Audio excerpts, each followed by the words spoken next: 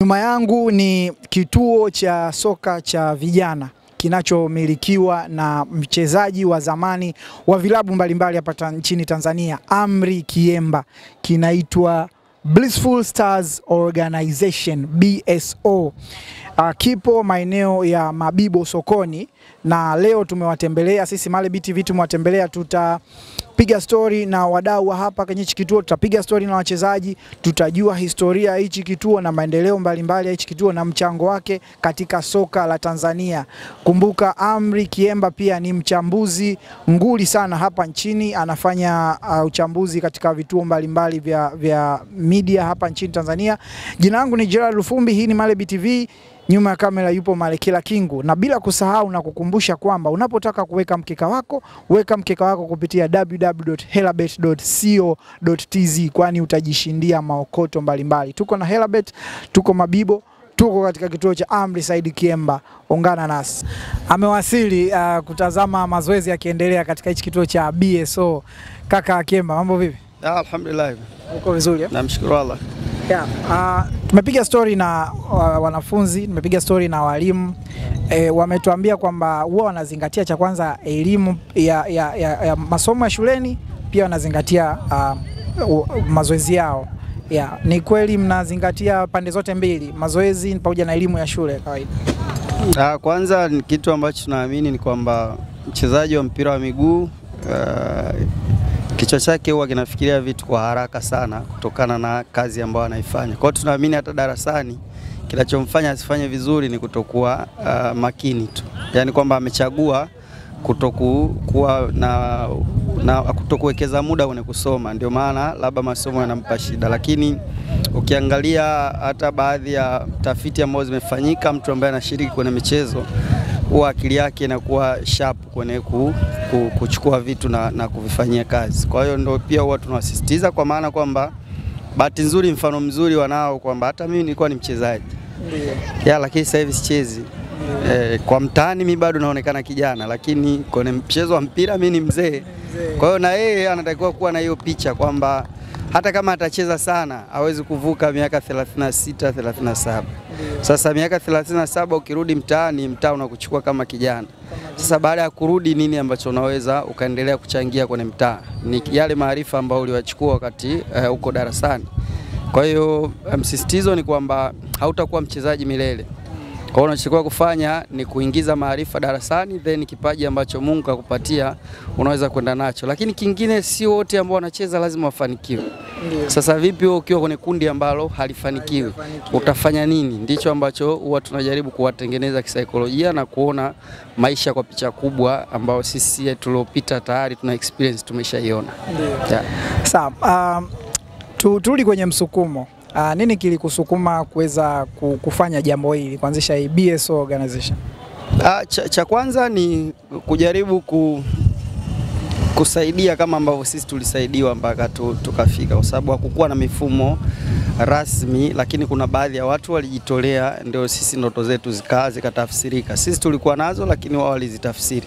Kwa hiyo sisi tunajaribu hapa ni kutafsiri zile ndoto ambazo kijana anayo, kwa sababu hatuwezi kuwa na uwezo wa kumsaidia kila mtu mmoja mmoja, lakini kwa pamoja tunaweza tukawakusanya na tukajaribu kuwajengea picha hiyo kubwa ambayo ipo huko mbele. Wengi wanatamani kuwa wachezaji, lakini sisi kazi yetu ni kuambia huko unakokwenda unapaswa kubeba kisu, kwa sababu kuna time utaua mnyama, utataka kukata nyama, unapaswa kubeba silaha fulani kwa sababu utafika sehemu polini kuna wanyama wakali. Ndivyo vitu ambavyo tunajaribu kuwapandikizia ili wawe na hiyo picha kubwa ya huko ambako wanakwenda, kwa maana tunaonesha mpira unataka nini na nini ambacho yeye kinatapaswa kuzingatia ili kuweza kufikia ndoto zake.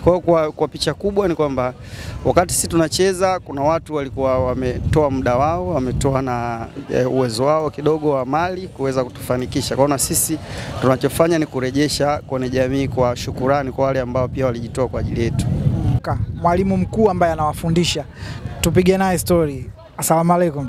Wa alaykum salaam wa rahmatullahi wa barakatuh. Hali yako bwana? Salama kabisa. Unaendeleaje? Shukuru Mwenyezi Mungu, niko vizuri. Ndio. Kituo hiki kina vijana takribani wangapi labda? Sisi kwa kweli tuna watoto zaidi ya 100. Sawa tuna categories zisizopungua 4.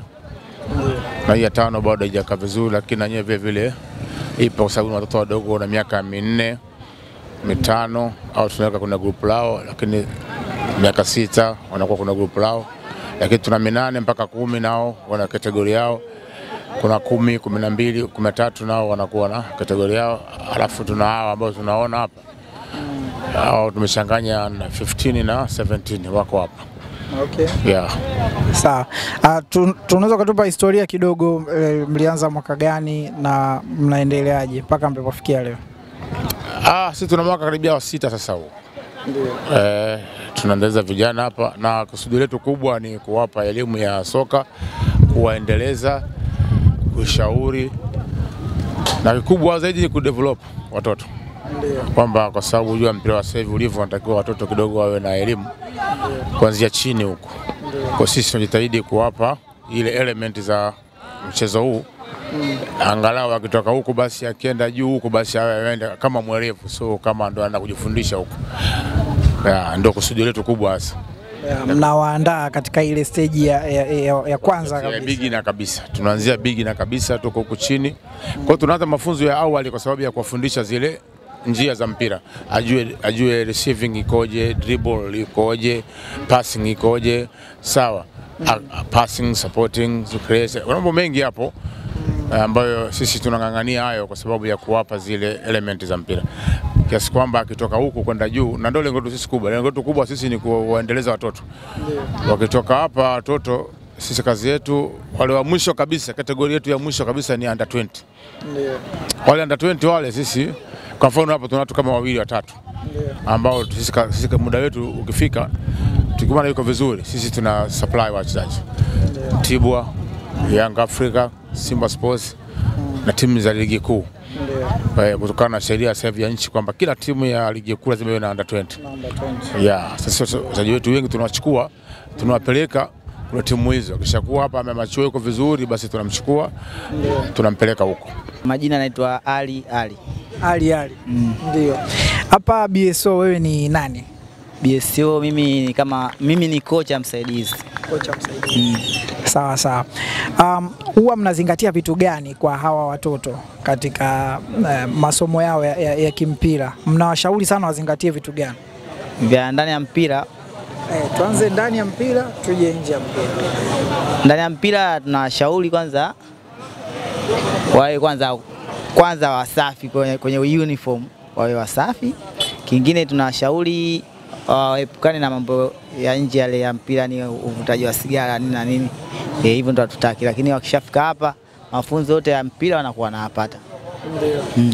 Na nje ya uwanja? Nje ya uwanja ndo kama hivyo vitu vya kuwafundisha sisi nje ya uwanja. Na wafundisha wawe na tabia nzuri, waache kukaa kwenye makundi, waache kuvuta labda sigara, mabange nini, hivyo tutaki. Na mtu akiwa na tabia kama hizo hapa kwetu hawezi akawepo hapa kwenye kituo chetu. Lengo la kuanzisha ndio hilo na bado litasimama kwa sababu maeneo yenyewe ambayo tunafanyia hiki kitu si maeneo ambayo unaweza ukaweka msisitizo wa kutengeneza faida na ikakuletea faida kwa sababu ya jamii iliyopo.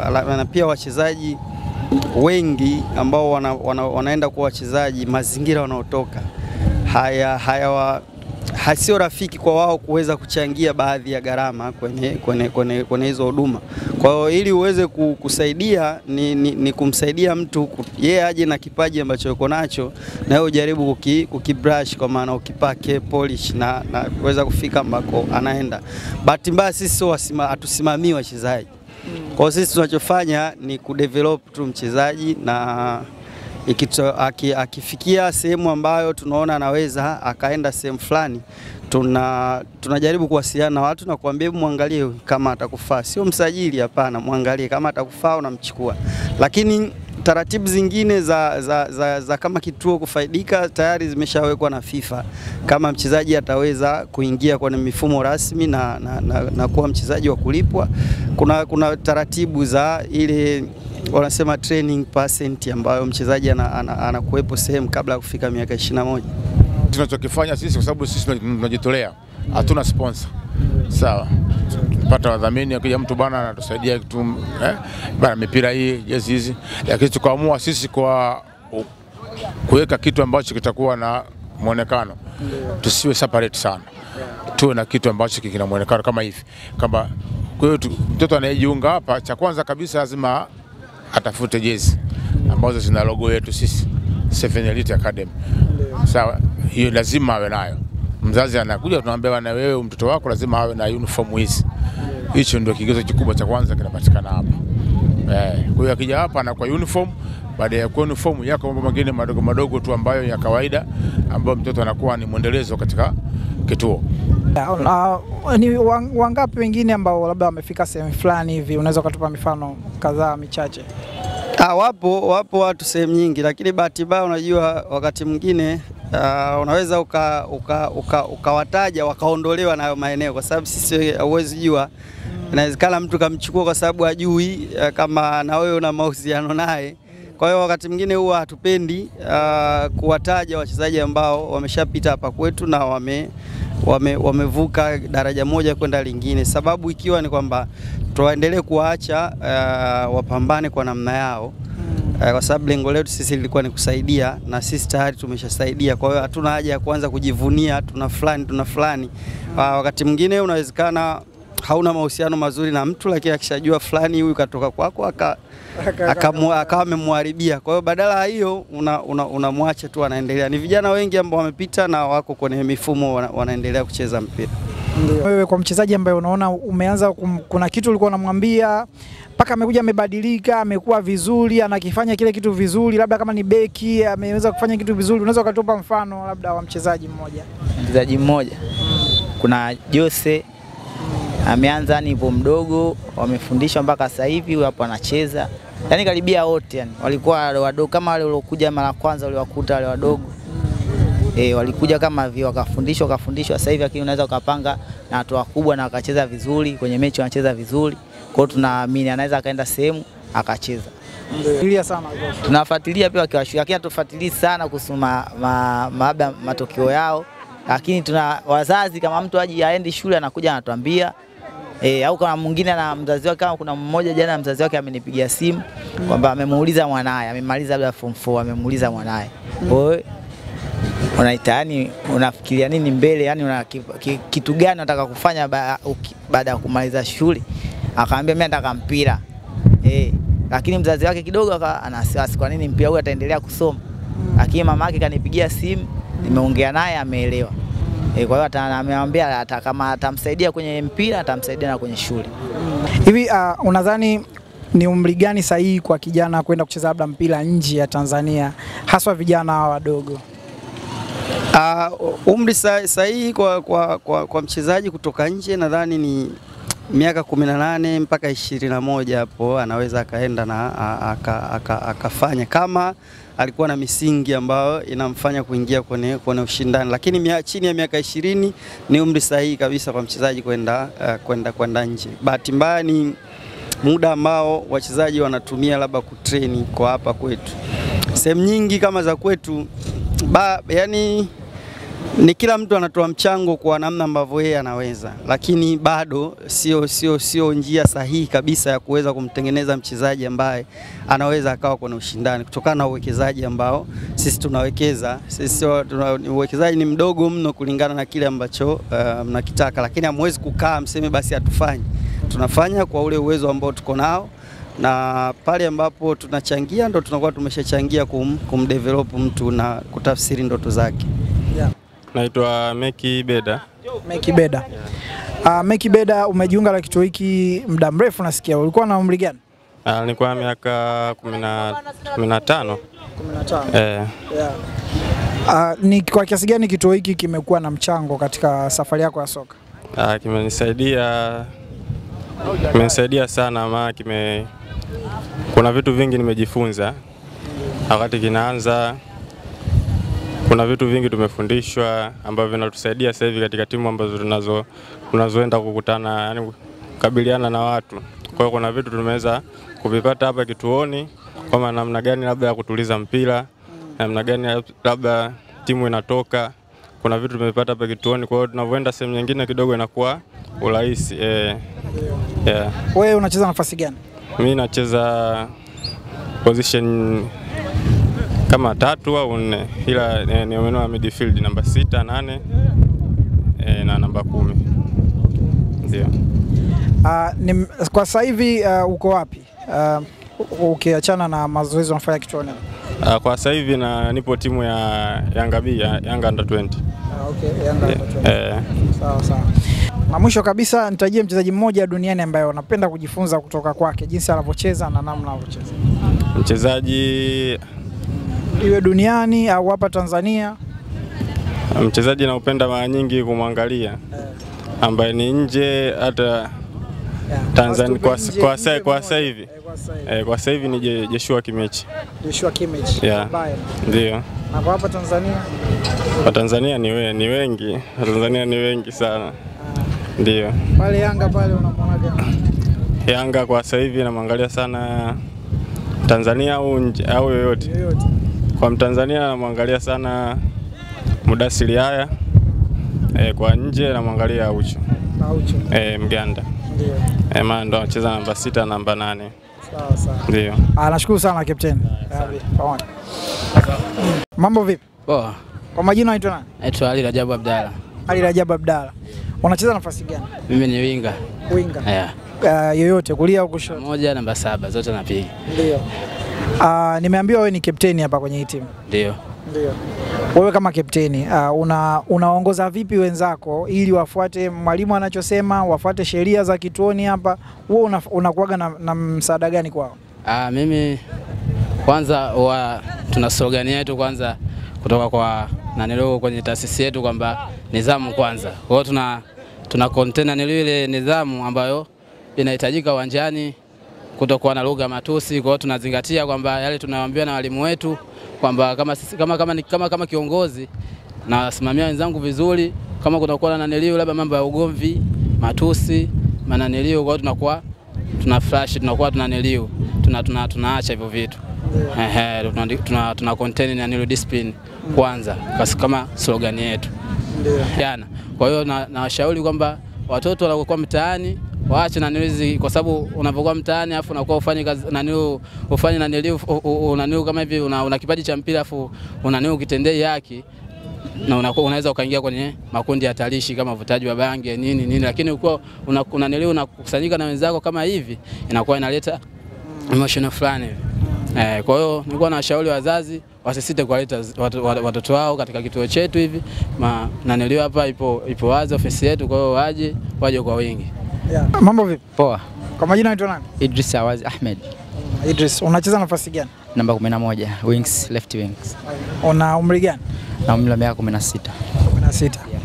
16. Kituo hiki walimu wako, mazingira, jinsi mnavyoishi na walimu unazungumziaje?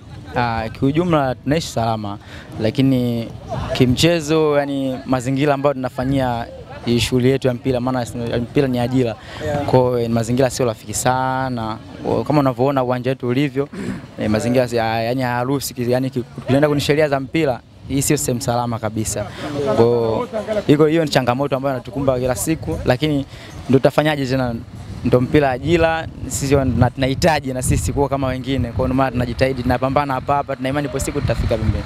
Nje ya Tanzania natamani kuwa kama Rodrigo, Real Madrid. Rodrigo Real Madrid. Yeah. Sawa. Ndani Tanzania? Ndani Tanzania napenda kuwa kama Pacome Zouzoua. Pacome Zouzoua. Yeah. Kwa nini Pacome? Pacome namuona yani jinsi style anaocheza na mimi ndo natamani niwe kama yeye, na pia uwanjani najaribu practice kama anavyofanya vile. Yes. Natamani kuwa kama yeye. Hata Rodrigo pia ni hivyo, napenda jinsi style anavyocheza. Ndio fulani hivi. Yeah. Majina yetu Ramadhani Mganga Tongomeso. Ramadhani Mganga Tongomeso. Yeah. Sasa Ramadhani, wewe unacheza nafasi gani? Mimi nacheza winga, fullback na midfield. Winga, fullback na midfield. Yeah. Okay. Jinsi unavyoishi na walimu wako, unawazungumziaje na kituo chenu cha BSO? Kituo chetu sisi tunaishi kwa umoja, kupendana, kusaidiana na kushirikiana. Yeah. Walimu wanawaambia mzingatie vitu gani? Walimu wanatuambia tuzingatie discipline na kukamilisha ndoto zetu hivyo tu. Ndio. Yeah. Unatamani kuwa kama mchezaji gani hapa nchini Tanzania mmoja Tanzania, mmoja nje ya Tanzania? Kwa hapa Tanzania natamani kuja kwa kama hivyo katu Samata. Kama Samata. Samata sasa ametoka nyumbani ameenda nje kwa nataka kuwa kama Kevin De Bruyne. Kevin De Bruyne. Yeah. Yeah. Na mwisho kabisa unaweza kuongea labda na vijana mbalimbali ambao wengi wanatamani kuwa labda kama wewe Amri Kemba, lakini hawajui wafanye nini, waanzie wapi na nini. Unawashauri vipi katika njia zao, safari zao za soka, wafanye vitu gani? Cha kwanza mimi nachoweza kuambia ni kwamba kama ukipaji unacho na Mwenyezi Mungu amekupatia, unachopaswa wewe ni kuweka ni jitihada. Jitihada lazima iwepo kwa sababu kipaji peke yake ni sawa na kuweka redio bila betri. Hauwezi mpaka uweke betri ama uunganishe na umeme ndio itaweza kufanya kazi, lakini ukiwa tuna redio ndani hakuna connection yoyote ya energy ambayo inaingia kwenye redio, hakuna ambacho kinaweza kutokea. Kwa hiyo cha kwanza ni jitihada, lakini pia waweze kuweka nidhamu, kwa maana nidhamu ina uwanja mpana, kuheshimu kile ambacho wanakifanya kwa kuzingatia muda, kwa kuzingatia uwajibikaji, kujitoa, muendelezo wa kile kitu, sio vitu vya panda shuka. Kwa hiyo kuna vitu vingi ambavyo kama anawekeza mchezaji ambaye kweli Mwenyezi Mungu amempatia kipaji, mimi sioni kama kuna kikwazo mbele yake. Mimi siku zote hata wachezaji ambao wanalalamika bana mimi nacheza lakini sina connection, mimi namwambia hapo ulipo unaweza ukatoka, kwa sababu mimi huwa nafananisha mchezaji mzuri sawa sawa na mwanamke mrembo. Yaani urembo wa mwanamke huwa haujifichi hata awe kijiji gani huko. Watu watamuona na watakuja kuhadithia kwamba bana nimetoka kijiji fulani, nimekutana na binti mmoja mrembo sana. Sijui kwa nini bado anaendelea kukaa kule. Ndio kama mchezaji. Kwa hiyo wewe fanya kwa kadri unavyoweza pale ulipo, kwa sababu hapo watu watakuona na wataona kwamba wewe ustahili kuwa hapo na watakutoa kwenda sehemu nyingine. Hili swali nisipokuuliza Kiemba, wadau wanaweza kanimind.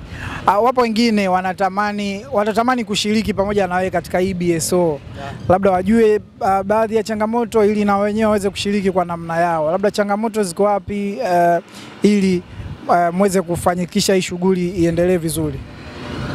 Mimi nadhani kwa wale ambao ni walimu wanasoma, basi wanaweza kuja hapa. Tunakaribisha watu ambao wanaweza kujitolea kwa ajili ya kuendelea kusaidia.